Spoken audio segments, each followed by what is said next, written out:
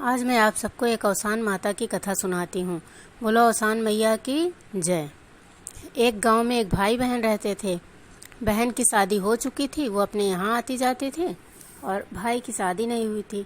भाई को चिड़ियाँ पालने का बहुत शौक था। उसने बहुत सारे पिंजड़े में चिड़ियाँ पाल कर रखी थी। जब बहन कहती भैया शादी कर लो, तभी वो कहता मैं शादी करूँगा और बारात चला जाऊँगा, मेरी चिड़ियों का ध्यान कौन रखेगा।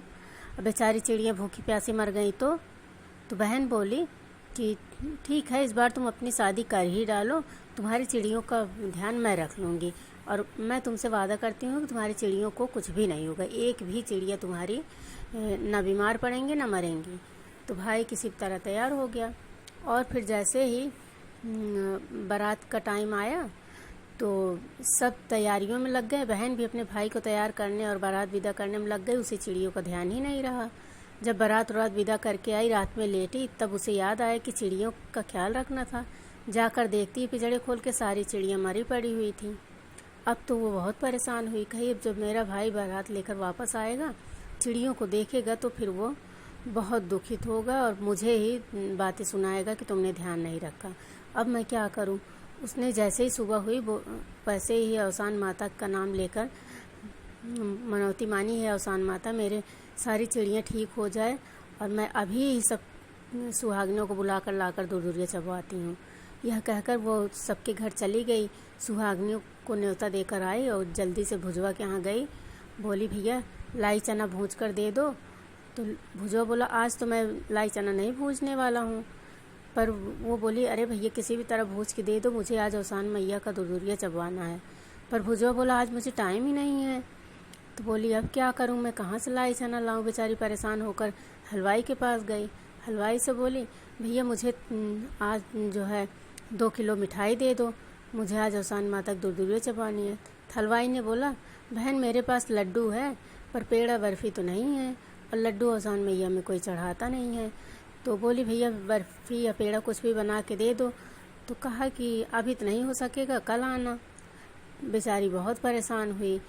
अब उस आकर रास्ते में सोच रही है कि मैंने तो सुहागिनों को न्योता दे दिया, अब घर में प्रसाद का सामान ही नहीं है तो मैं कैसे दूरियाँ चबवाऊँगी।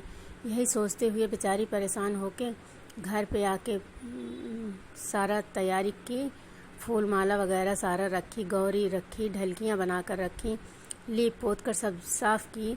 उसके बाद खुद स्नान करके आके वहीं बैठ के सोच रही है कि आज प्रसाद ही नहीं है, सुहागिनें आने लगेंगी। थोड़ी देर के बाद एक एक करके सारी सुहागिनें आ गई, सबको रंग वंग लगाया गया, सब लाइन से बैठने लगी और कहने लगी लाओ प्रसाद, पहले प्रसाद सजाया जाए तब फिर पूजा शुरू हो। अब बेचारी बहुत परेशान है कि अभी बारात भी थोड़ी देर में आ जाएगी, प्रसाद भी नहीं आया, मैं कैसे दूरियाँ चबाऊँ। तब तक जो है हलवाई मिठाई लेकर आ गया। बोला बहन तुमने अवसान माता के लिए बर्फ़ी मंगाई थी तो मैं लेकर आया हूँ। थी सोची अरे आपने तो मना कर दिया था, बोला आपके पास है ही नहीं। पर हलवाई बोला मैं क्या बताऊं, मेरे सारे लड्डुओं में चूंटे चढ़ गए, इतने चूंटे चढ़ गए कि मुझे दोबारा से ही जल्दी जल्दी में मिठाइयाँ बनानी पड़ी। तो मैंने सोचा लड्डू बनाने में टाइम लगेगा, बर्फ़ी बना लूँ। फिर याद आया कि आपके यहाँ प्रसाद देना है, तो इसलिए मैं आपके यहाँ लेकर चला आया। तो वो लड़की बोली अवसान मैया की जय, उन्होंने आज मेरी मदद बहुत की है, कहकर हलवाई को पैसे देकर वापस भेज दी। थोड़ी देर में फिर वो भुजवा भी लाई और चना लेकर आ गया। तो ये बोली अरे भैया आपने तो कहा था आज आपको लाई चना नहीं भूजना है। कहा क्या बताऊं बहन, इतने ग्राहक आ गए लाई चना के लिए कि मुझे भूजना ही पड़ा, इसलिए मैंने सोचा जब भूज ही रहा हूँ तो आपके लिए भी लेते आऊँ। यह कहकर उसने लाई चना दी और फिर उस लड़की ने तुरंत ही लाई चना और मिठाई का प्रसाद लगाया। फिर अवसान माता की दूरियाँ चबवाया और जैसे ही लाई लेकर गई चिड़ियों को डालने, देख रही है सारी चिड़ियाँ उठकर बैठी हुई है।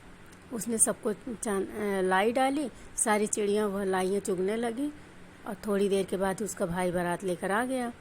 तो उसने कहा बहन मेरी चिड़िया कैसी है। तो बोला तुम्हारी चिड़िया बिल्कुल सही है, जाओ देख लो भैया, बिना चिड़ियों को देखे तुम्हारे चैन पड़ेगा नहीं, अवसान माता की कृपा से सब कुछ अच्छा ही है।